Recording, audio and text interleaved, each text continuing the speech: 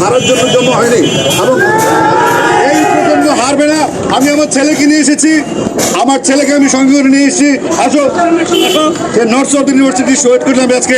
আমি লন্ডন থেকে আজকে আসছি, দিয়ে দিলাম তোমরা গুলি করো, গুলি করো সবাই। আজকে কোনো কথা নাই, শুধু অলআউট গেম। যে কোনো ভাবে দফা একটা দফা একটা দাবি, এক দফা এক দাবি। স্বৈরাচারটি কবে যাবি? আমাদের সন্তানরা মেধার অধিকার চেয়েছিল মেধার ভিত্তিতে তাদের কর্মসংস্থান, তাদের পড়াশোনা, তাদের সবকিছু হোক। তারা কোনো রাষ্ট্র ক্ষমতার পরিবর্তন চায় নাই, তারা কারো ক্ষমতাচ্যুতি চায় নাই, তারা চেয়েছিল মেধার মূল্যায়ন হোক।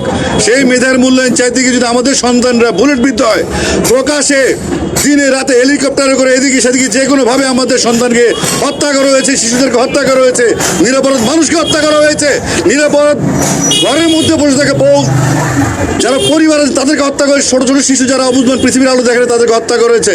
এখন এই আন্দোলন থেকে পিছু হটার কোনো সুযোগ নেই, আমাদেরও কিছু করার নেই, আমরা ব্যর্থ। এই ছাত্ররা সড়ক আন্দোলন করেছিল, এই ছাত্ররা এখন কিশোর বয়স থেকে তরুণ হয়েছে এবং তার ম্যাচিউর হয়েছে।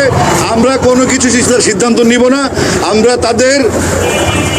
তাদের অনুগত হয়ে তাদের হুকুম মতো আমরা কাজ করব। এবং আমি বিশ্বাস করি যেই প্রজন্ম জেগে উঠেছে, এই প্রজন্ম হারার জন্য জন্ম হয়নি এবং এই প্রজন্ম হারবে না। আমি আমার ছেলেকে নিয়ে এসেছি, আমার ছেলেকে আমি সঙ্গে করে নিয়ে এসেছি। আসো, সে নর্থ সাউথ ইউনিভার্সিটি শহীদ করলাম আজকে। আমি লন্ডন থেকে আজকে আসছি, দিয়ে দিলাম তোমরা গুলি করো, গুলি করো সবাই।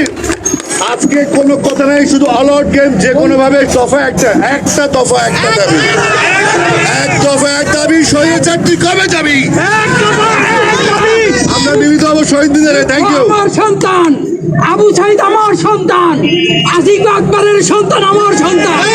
আমার সন্তানের রক্ত এই মাটি ভিজেছে, যে অধিকারের জন্য আমার সন্তানের মাটিতে এই বাংলাদেশের 55,000 বর্গমাইল ভিজেছে, সেই মাটিতে স্বাধিকারের উপযুক্ত জয় ছাড়া ছাত্র সমাজ ঘরে ফিরবে না।